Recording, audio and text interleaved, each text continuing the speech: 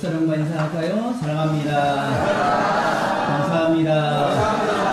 당신을 축복합니다. 당신은 축복의 통로입니다. 나도 축복의 통로입니다. 자기 이름 밝히시고요. 시작. 서경도 축복의 통로입니다. 아멘. 오늘 저와 여러분에게 주시는 하나님의 말씀은 고린도전서 15장 1절에서 11절로 부활의 증인으로 살자, 이런 제목으로 하나님의 말씀을 전하겠습니다. 세상에 많은 사람들이 살아가지만 사람들의 삶을 보면 미래가 있는 사람과 미래가 없는 사람은 분명히 다릅니다. 미래가 있다고 생각하는 사람은 현재의 절망, 현재의 어려움, 현재의 난관에 대해서, 어려움에 대해서 비록 힘들고 어렵지만 다음에 나아질 것이라는 그런 희망을 가지고 살아갑니다. 희망이 있는 사람과 희망이 없는 사람의 삶은 완전히 다릅니다. 현실에 안주하느냐, 아니면 미래를 바라보며 믿음으로 가느냐라고 하는 것은 매우 중요한 거죠. 특별히 그리스도인들은 희망이 있는 사람입니다. 소망이 있는 사람입니다. 예수님과 함께 십자가에 못 박혀 죽지만 그러나 다시 살 것을 믿고 이 부활의 신앙을 가지고 살아가기 때문에 비록 똑같이 어려움을 당하지만 거기에 낙심하지 않습니다. 혹여 낙심했다 할지라도 다시금 믿음을 갖고 다시금 주님의 말씀대로 살아가는 그런 사람이 바로 부활의 신앙을 가진 사람이라는 겁니다. 오늘 저는 고린도전서의 말씀을 통해서 우리의 부활을 다시 한번 생각해 보았으면 좋겠습니다. 그리고 이 부활에 대해서 다시금 재정립하고 이 부활을 통해서 내가 부활의 증인으로서 살아가야 한다는 그러한 사명감을 가지고 살아가기를 주 이름으로 축복합니다. 사명이 있는 사람과 사명이 없는 사람은 분명히 다릅니다. 사명이 있는 사람은 힘들어도 그 길을 가는 사람입니다. 지금까지 사도 바울은 고린도 교회의 여러 가지 문제를 도왔습니다. 사도 바울이 고린도 교회를 열심히 전도해서 이제 교회를 개척했습니다. 또 개척한 다음에 이 교회를 놔두고 일꾼을 세워놓고 또 전도여행을 떠납니다. 그런 사이에 이 교회 안에 많은 문제가 발생합니다. 특별히 고린도 교회는 한기 도시로서 많은 물자라든지 풍요로운 그러한 교회로서 아주 총망받는 그런 교회로 성장했습니다. 근데 안타깝게도 그 교회가 사도 바울이 있지 않은 사이에 거짓 교사들이 들어오고 잘못된 사상이 들어와서 이 교회를 자꾸만 문제를 일으킵니다. 이런 문제가 많이 발생하자 사도 바울은 이 분파 문제, 음행 문제, 은사로 인한 교만 문제, 또 물질로 인한 송사 문제를 도왔습니다. 고린도 교회가 가진 또 하나의 문제가 있었는데 그건 다름 아닌 오늘 본문에 우리가 부활을 다뤘듯이 이 부활에 대한 불신입니다. 또한 회의적인 태도로 이 사도를 다루고 있습니다. 그들은 그리스도의 부활 사건에 대한 회의적인 태도와 함께 그리스도의 부활이 성도의 부활의 보증이 됨을 믿지 못했습니다. 다시 말하면 예수 그리스도의 부활을 믿는데 우리도 부활한다라고 하는 것을 믿지 못하고 있는 겁니다. 회의적이라는 것입니다. 이런 불신과 회의는 영혼은 선하고 육체는 악하다는 고대 헬라 철학의 이원론의 영향, 그리스도의 육체가 무덤 속에서 사라져버렸다는 이 소문, 그리고 그리스도의 부활 사건의 역사성을 부인하고 영적인 부활 사건으로서 성도의 삶 속에 경험되는 사건이라는 주장들과 관련이 있었습니다. 여기서 고대 헬라 철학이라는 것은 바로 영지주의를 말하고 있습니다. 오늘도 이 영지주의 아류, 그러니까 영지주의를 통해서 영향을 받는 많은 이단들이 있는데 신천지라든지 아니면 하나님교라든지 이 구원파들이 전부 그쪽에 분파들입니다. 사도는 그리스도의 부활에 대한 이런 회의 및 불신은 신앙의 근거를 뒤흔드는 것이며 부활을 믿지 않는 것은 그리스도를 믿는 것이 아니라는 사실을 논증하기를 원했습니다. 그래서 고린도전서 15장에 부활에 관한 내용을 기록함으로써 부활의 확신을 가질 것을 증언하기 위해서 부활에 관해서 기록하였습니다. 그래서 고린도전서 15장을 가리켜서 부활장이라고 말하고 있는 것이죠. 그러면 오늘 이 말씀을 통해서 우리는 무엇을 깨달아야 할 것인가? 첫 번째로는 예수님께서 십자가에 못 박혀 죽으셨다는 겁니다. 제가 뭐라고 말씀드렸죠? 예수님께서 십자가에 못 박혀 죽으셨습니다. 두 번째로 예수님은 성경대로 부활하셨습니다. 제가 뭐라고 말씀드렸죠? 예수님은 성경대로 부활하셨습니다. 세 번째로 그렇기 때문에 우리는 부활의 증인이 되어야 됩니다. 뭐라고요? 그렇기 때문에 우리는 부활의 증인이 되어야 됩니다. 마차가 달릴 때에 한쪽만 달리면 어떻게 합니까? 그 자리에서 뺑뺑뺑 돌 수밖에 없습니다. 반드시 오른쪽과 왼쪽이 균형 감각을 이루고 굴러가야만이 앞으로 똑바로 걸어갈 수 있습니다. 기독교의 두 축이 있는데 하나는 십자가의 죽으심을 통해서 우리의 죄상을 받는 것이고 또 한 축은 예수님께서 죽으셨지만 죽은 자 가운데 다시 부활하셔서 모든 믿는 자의 부활의 천년미가 되셔서 우리와 이건 믿음의 길을 갈 수 있다고 하는 것입니다. 그래서 먼저 십자가의 중심을 먼저 다루어야만이 이 부활을 다룰 수 있는 겁니다. 왜냐하면 죽음이 없이 살아남음이 없습니다. 그래서 첫 번째로 예수님께서 십자가에 못 박혀 죽으셨다는 겁니다.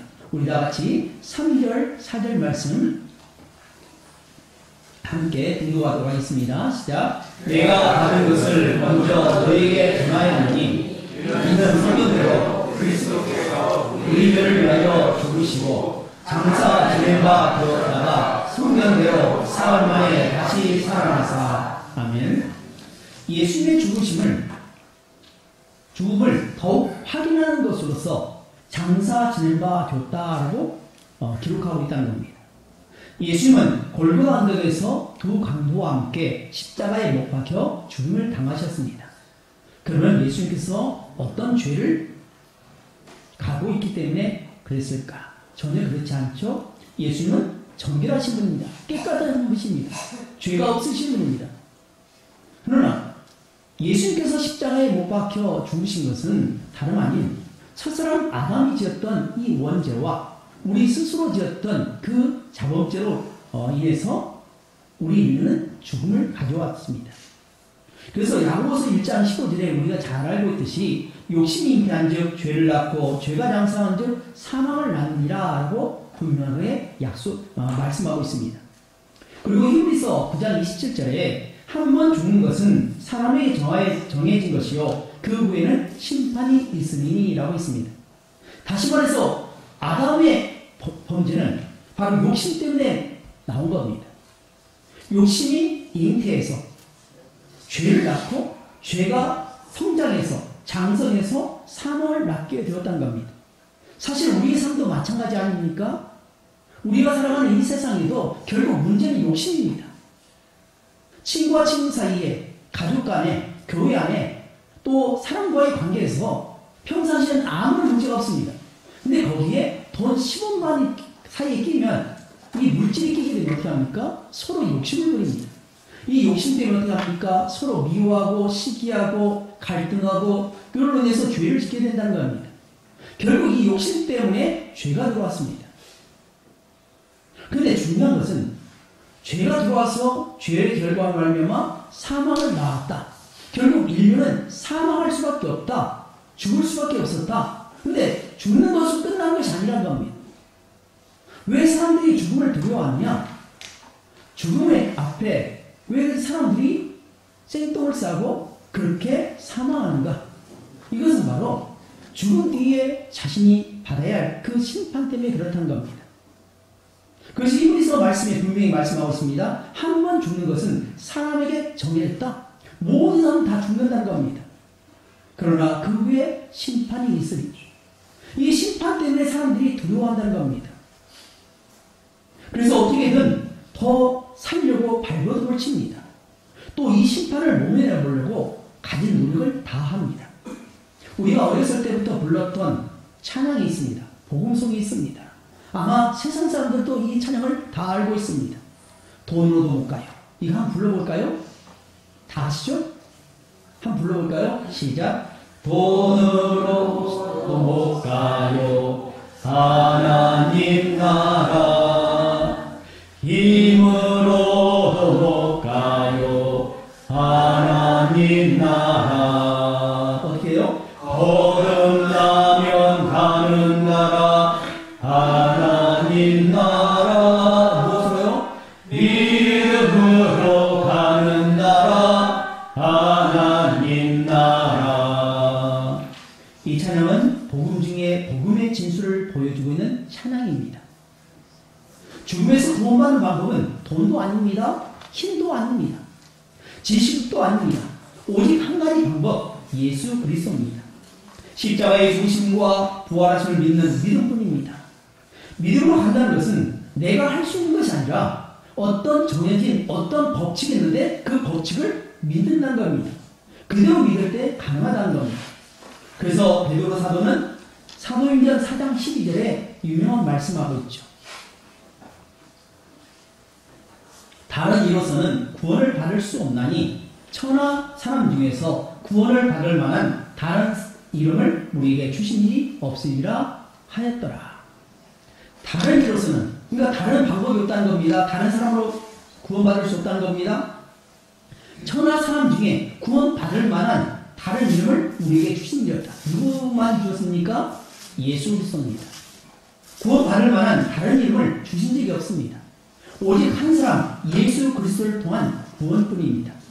그래서 하나님이시면서 인간이 되신 성육신하신 예수님이 인류의 죄값을 대신 담당하기 위해서 갈보리 산위에서 두 강도와 함께 십자가에 못 박히셨고 오전 9시에 십자가에 못 박히어 달리셨다가 6시간 만인 오후 3시에 요한복음 19장 30절의 말씀에 근거해서 다 이뤘다라고 말씀하시고 또 누가복음 23장 46절을 근거해서 아버지 내 영혼을 아버지 손에 부탁하나이다 라고 하는 마지막 말씀을 하시고 숨을 거두셨습니다. 이때 하늘이 어둠으로 뒤덮이고 지성소와 성소를 가로막는 성소의 위장이 위에서부터 아래까지 찢어지고 땅에 지진이 일어나고 무덤이 열리고 잠자던 자들이 일어났다라고 말씀하고 있습니다. 그리고 예수님은 한 번도 장사 지낸 적이 없는 사내들인 공회의 의원이었던 아리마대 사람 요셉의 빈 무덤에 장사되어 커다란 돌로 막혔고 또 봉인을 했습니다. 로마 병거들이 철저하게 지켰습니다. 그러나 예수님은 말씀하신 대로 죽은 자 가운데서 사흘 만에 다시 살아나사 부활 승천하셨음을 우리는 믿습니다. 부활은 반드시 죽음을 전제로 합니다. 이 부활은 예수님의 십자가의 죽으심 뒤에 있었던 일로서 기독교는 예수님의 십자가의 죽으심과 부활하심 이 두 가지를 믿을 때만이 구원을 받는다라고 말씀하고 있습니다. 사랑하는 성도 여러분, 예수님은 골고다 언덕에서 분명하게 십자가에 못 박혀 죽으셨습니다. 여러분 믿으십니까? 그리고 죽은 자 가운데서 사망 것을 이기시고 무덤에서 다시 살아나셨습니다. 여러분은 이 죽으심과 부활하심을 믿으십니까? 그리고 이 사실을 반드시 믿으셔야 됩니다. 우리가 구원받는다는 것은 바로 십자가의 죽으심과 부활하심을 믿을 때만이 가능하다는 겁니다. 두 번째로 예수님은 성경대로 부활하셨습니다. 우리와 같이 4절 말씀 다시 한번 봉독하도록 하겠습니다. 시작. 장사들과 다녔다가 성경대로 사흘 만에 다시 살아나사. 아멘. 주님의 죽으심도 주님의 부활도 우연히 일어난 사건이 아닙니다. 이미 선지자를 통해서 예언으로 성경을 통해서 기록되어 있습니다. 그 예언이 성경의 기록대로 성취되었다는 것입니다. 그래서 성경대로 사흘 만에 다시 살아나셨다라고 그렇게 말씀하고 있는 겁니다. 십자가에서 죽으심도 똑같습니다. 사도행전 2장 31절 32절에 이렇게 말씀합니다. 미리 본 거로 그리스도의 부활을 말하되 그가 음부에 버림이 되지 않고 그의 육신이 썩음을 당하지 아니하시리라 하더니 이 예수를 하나님이 살리시니라. 우리가 다 이의 증인이로다. 하나님이 오른손으로 예수를 높이시며 그가 약속하신 성령을 아버지께 받아서 너희가 보고 듣는 것을 부어주셨느니라. 아멘. 또 다윗은 시편 16편 10절에 이렇게 말씀하고 있습니다. 이는 주께서 내 영혼을 수월에 버리지 아니하시며 주의 거룩한 자를 멸망하지 않으실 것입니다. 예수 그리스도는 다윗의 후손으로서 대략 7년, 1000년 정도의 후에 태어나셨습니다. 그러나 주님의 부활은 1000년 전에 예언되었던 것입니다. 이 예언이 성취되어서 우리 주님은 성경대로 부활하셨고 사도들은 그 부활의 주이라고 했습니다. 그렇기 때문에 세 번째로 우리는 부활의 증인으로 살아야 합니다. 우리 다 같이 4절부터 8절 말씀 함께 봉독하도록 하겠습니다. 시작. 장사 지내와 도덕 따라 성경으로 사흘 만에 다시 살아나사 개바에게 보이시고 후에 12 제자에게와 그 후에 500의 형제에게 일시에 보이셨나니 그 중에 지금까지 대다수는 살아있고 어떤 사람은 잠들었으며 그 외에 야고보에게 보이셨으며 그 외에 모든 사도에게와 맨 나중에 만삭되지 못하여 남자 같은 내게도 보이셨느니라. 아멘. 사도 바울은 부활이 의미가 아니라 역사적인 사실이라는 것을 어떻게 우리에게 설득하고 있습니까? 추론으로 말하는 것이 아닙니다. 증언으로 하고 있다는 것입니다. 우리는 가끔 길가를 가다가 현수막을 보게 됩니다. 이런 현수막이 있습니다. 교통사고 목격자를 찾습니다. 라고 하는 이 현수막입니다. 길가에 난 이 스티커나 마크나 또 여러 가지 이 증거들, 그것을 수집하여서 사고 경위를 조사합니다. 이런 증거들을 수집해서 추론하다도 이 모든 증거를 종결시키는 것이 있는데 그것은 바로 증언자가 나타난다는 겁니다. 증인이 있다는 겁니다. 증인이 한 사람도 아니고 수많은 사람들이 동일한 사건으로 증언하면 그것은 이론의 여지가 없다는 것입니다. 그래서 성경에서는 반드시 어떤 일을 있을 때는 2사람 이상 증인을 동원합니다. 오늘 보면 4장에서 8절 말씀을 우리가 읽었는데요.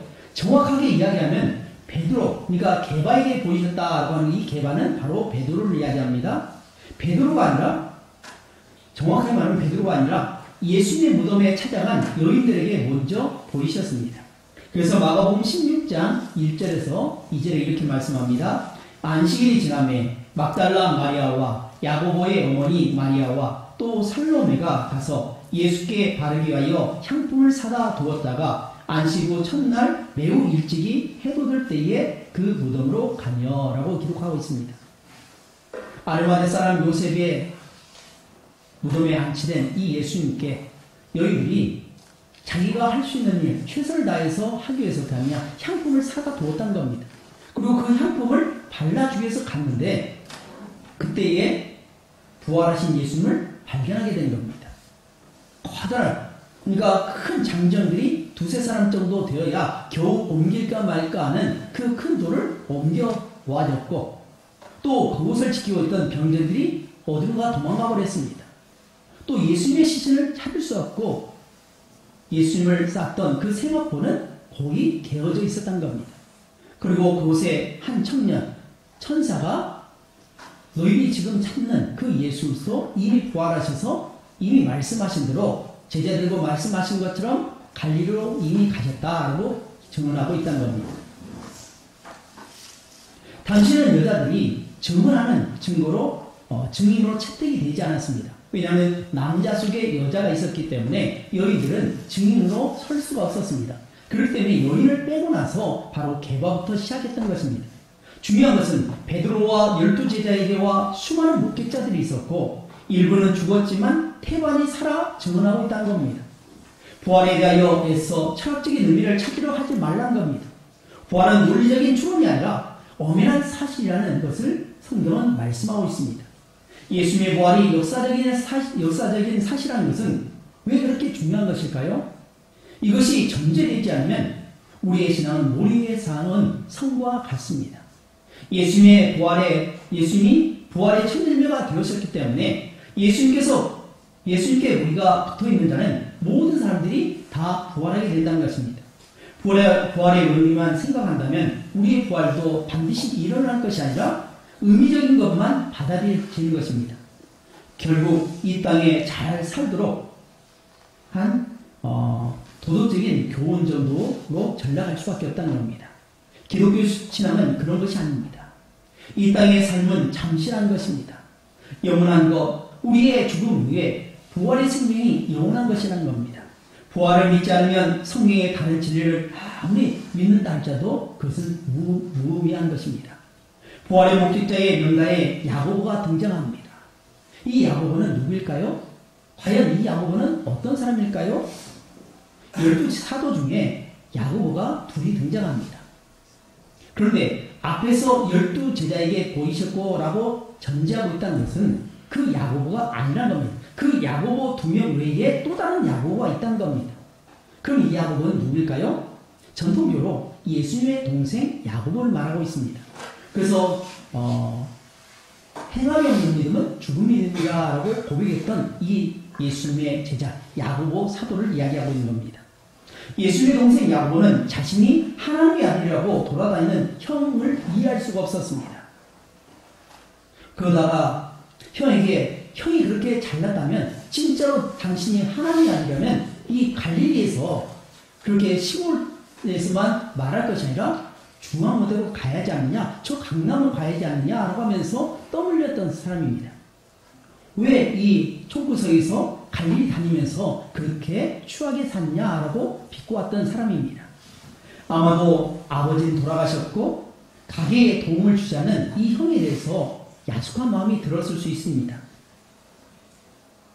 예수님의 대적들이 많아지자 그 불똥이 동생들에게 튀어서 자기들도 혹시 죽임을 당할까 두려움 가운데 있었던 것입니다. 7절에 그 위에 야고보에게 보이셨으며 라고 하는 것을 볼 때에 부활 후에 동생 야고보를 찾아서 아마 따로 만나 주셨던 것 같습니다. 부활하신 주님을 만나자 야고보는 변하기 시작했습니다. 거꾸로 들였습니다. 빈정거리고 야속함이 있었던 그 야고보가 변화되었다는 것입니다. 사랑하는 여러분, 혹시 오늘 우리에게 믿음이 없다고 생각하십니까? 그것은 바로 내가 예수님을 만나지 못했기 때문에 그렇다는 겁니다. 내가 부활하신 예수님을 직접 체험했다면 우리는 결코 흔들림 없이 신앙생활을 할 수 있습니다. 혹시 믿음이 없거든, 믿음이 생기지 않거든 이렇게 기도하십시오. 하나님, 나에게도 믿음을 주시옵소서. 예수 그리스도의 십자가의 죽으심과 부활하심을 진짜 마음으로 믿어 입술로 고백함으로 진짜 살아있는 믿음으로 살아가게 하옵소서라고 기도하는 그런 사람들에게 주님은 반드시 만나 주실 것입니다. 이 야고보가 예루살렘 교회의 지도자가 되었습니다. 이방인에게 복음 전하는 문제로 인해서 논란이 심해질 때 그 결론을 야고보가 내리는 장면이 바로 사도행전 15장에 등장합니다. 이 야고보가 바로 야고보 사도입니다.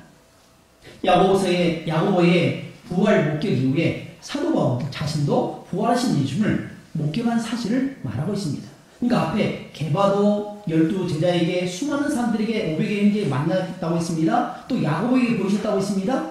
그 사람을 증언한 다음에 뭐라고 하냐? 나같이 만사되지 못한 완전하게 태어나지 못한 그런 사람에게도 만나 주셨다라고 사도 바울은 고백하고 있습니다. 우리와 같이 9절, 10절 말씀 함께 공부하겠습니다. 시작. 나는 사도 중에 가장 작은 자라. 나는 하나님의 교회를 박해하였으므로 사도와 칭함받기를 감당하지 못할 자니라. 그러나 내가 말한 것은 하나님의 은혜로 된 것이니 내게 주신 그의 은혜가 헛되지 아니하여 내가 모든 사도보다 더 많이 수고하였으나 내가 한 것이 아니요 오직 나와 함께 하신 하나님의 은혜로다. 아멘. 사도 바울은 자기 주장이 강한 사람이었습니다. 그렇기 때문에 좀처럼 자기 주장을 구부려 드리지 않습니다. 우리에게도 그런 사람이 있잖아요. 자기 주장이 너무나 강해서 다른 사람이 어떤 말을 해도 결코 자기 마음을 열지 않는 강한 그런 사람들이 있죠. 이 사도 바울은 그랬습니다. 부활하신 예수 무슨 미친 소리 아니야? 그 말도 안 된다라고 하면서 예수 믿는 사람들, 예수 믿는 그 무리를 잡아가기 위해서 어떻게 하냐? 잡아서 감옥에 집어넣으려고 대제사장에게 공문을 받았습니다. 지금으로 말하면 법원에서 영장을 받아서 가는 것과 똑같습니다. 영장을 받아서 어떻게 하냐? 잡으러 가는 가운데 있습니다. 대만성으로 돌아가는 그 과정 가운데 부활하신 예수님께서 빛 가운데, 강렬한 빛 가운데 만나 주셨습니다. 사울아, 사울아, 왜 너는 나를 핍박하냐? 주여 누구십니까? 나는 내가 핍박하는 그 예수라 라고 말씀합니다. 보면 사도 바울이 지금 핍박하는 사람 누구입니까? 예수 믿는 사람입니다. 그리스도인입니다. 근데 그리스도인을 향해서 말씀하신 것이 아니라 내가 바로 그리스도다. 네가 핍박하는 그리스도라고 말씀하는 겁니다. 다시 말하면 예수 믿는 사람을 핍박하는 것은 누구를 핍박하는 것입니까? 누구를 핍박하는 거예요? 예수를 핍박하는 겁니다. 우리 가운데 성도들 간에, 가족들 가운데, 이웃 간에 서로 비방하고 삿대질하고 갈등하고 그렇다면 무엇입니까? 그것은 상대방을 비방하기보다는 바로 예수님을 비방하는 것과 똑같습니다. 그래서 작은 소자에게 한 것이 바로 나에게 한 것이다 라고 말씀하고 있는 것입니다. 그래서 우리는 언제나 너는 나다, 나는 너다 라고 하는 이 아담이 말했던 이는 내 중에 뼈요, 내 뼈 중에 뼈요, 살 중에 살이라. 남자에서 나왔으니 여자라 칭하리라 하신 이 말씀을 늘 기억하고 우리는 그렇게 살아갈 것입니다. 그렇기 때문에 저는 매일 예배 때마다 이 고백을 하는 것입니다. 왜 이렇게 하느냐? 자꾸 우리는 잊어버립니다. 잊어버리면 어떻게 합니까? 자꾸 외우는 겁니다. 자꾸 입술로 고백할 때만이 우리의 뇌 속에 저장이 되고 우리 마음속에 저장이 되어서 나도 모르는 사이에 툭툭 튀어나오는 것입니다. 그래서 계속 반복하기 위해서 귀찮을 정도로 아주 제가 은퇴할 때까지 계속 할 겁니다. 특별한 일이 아니면 계속 할 겁니다. 왜냐하면 이것은 우리가 하나님의 자녀임을 인식하는, 우리가 인정하는, 그리고 고백하는 것이기 때문에 계속 하는 것입니다. 사랑하는 여러분, 우리가 부활의 증인으로 산다는 건 무엇입니까? 예수 그리스도를 부활의 증인으로 산다는 것은 내가 그걸 목격했다는 겁니다. 내가 체험했다는 겁니다. 체험한 것만큼 무서운 것이 없습니다. 우리도 그렇습니다. 뭔가를 경험한 사람은 절대 이길 수가 없습니다. 귀로 들었던 것, 지식으로 배웠던 것, 어떤 영화로 보았던 것, 어떤 글로 배웠던 것, 그 이상의 힘을 가진 것은 바로 내가 눈으로 직접 목격한 겁니다. 또한 눈으로 목격한 것도 있지만 우리 몸으로 체험한 것만큼 강한 것이 없습니다. 그래서 우리가 예수 그리스도의 십자가의 죽으심과 부활하심을 직접 우리 몸에 체험해야 됩니다. 사도 바울은 바로 이 예수를 만났기 때문에 사도행전에서 무려 3번씩이나 사도행전 9장 그리고 22장, 26장에 걸쳐서 3번에 걸쳐서 자신이 부활하신 예수를 다메섹 도성에서 만났다. 나는 부활의 증인이다 라고 하면서 사도행전 20장 24절에 이렇게 말합니다. 나 이런 바울 사도가 자신의 사명에 대해서 정확하게 밝히고 있습니다.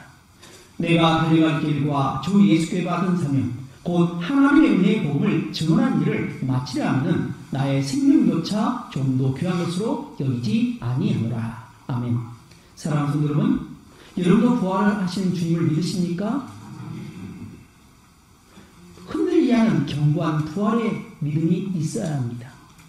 이제 내가 전한 그 말을 굳게 지키고 헛되이 믿지 아니하면 그로 말미암아 구원을 받으리라 라고 있습니다. 굳게 지키고 헛되이 지키지 아니한다는 것이 무엇입니까? 그 역사적인 사실에 기초해서 신앙을 쌓아가는 것입니다. 바울처럼 그 사실을 믿고 전파하는 것입니다. 부활의 소식을 전파하기 위해서 수고하는 것입니다. 부활을 경험한 사람이 증거할 수 있습니다. 예수 그리스도를 통해서 믿음으로 거듭난 사람이 증거할 수 있습니다. 오늘 저와 여러분은 예수 그리스도를 통해서 하나님으로 말미암아 죽음에서 구원을 받았습니다. 영원한 하나님 나라를 상속받는 그러한 하나님의 자녀가 되었습니다. 그런 사람이 바로 부활의 증인으로 살아갈 수 있습니다. 이제 말씀을 했습니다. 오늘 말씀을 통해서 첫 번째로는 예수님께서 십자가에 못 박혀 죽으셨다는 사실입니다. 두 번째로 예수님은 성경대로 부활하셨습니다. 그러기에 우리는 세 번째로 우리는 부활의 증인으로 사셔야 한다는 것입니다. 바라기는요, 여러분이 만나는 사람들 그리고 여러분이 있는 공동체 안에서 우리가 부활의 증인으로서 오늘 또 증가하는 그런 삶으로 영광을 주시길 주님의 이름으로 축복합니다. 기도하겠습니다.